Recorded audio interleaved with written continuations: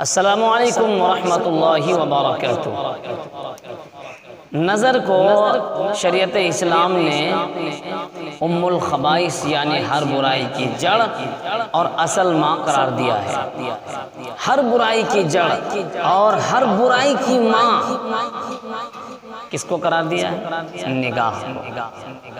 جب انسان کسی پر فریفتہ ہوتا ہے، کسی کے عشق میں جلتا ہے اور کسی کی دام محبت میں گرفتار ہوتا ہے تو اس کی ابتدا عموماً، اس کی شروعات عموماً آنکھ کے ذریعے ہی ہوتی ہے۔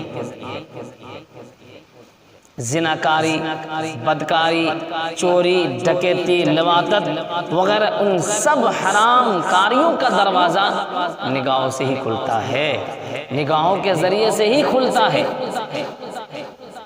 اگر انسان اپنی نگاہ کو پابند کر لے اور کسی عارضی حسن پر ڈالنے میں محتاط رہے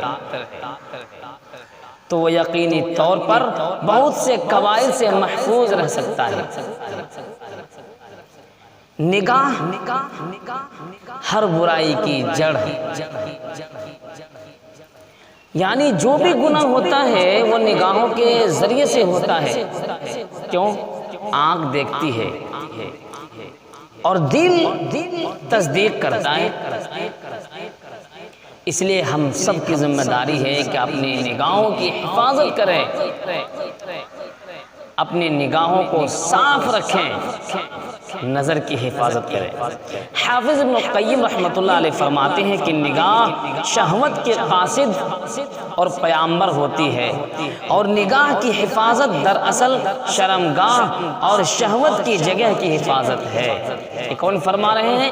حافظ ابن قیم رحمۃ اللہ علیہ فرماتے ہیں جس نے نظر کو آزاد کر دیا اس نے اس کو ہلاکت میں ڈال دیا۔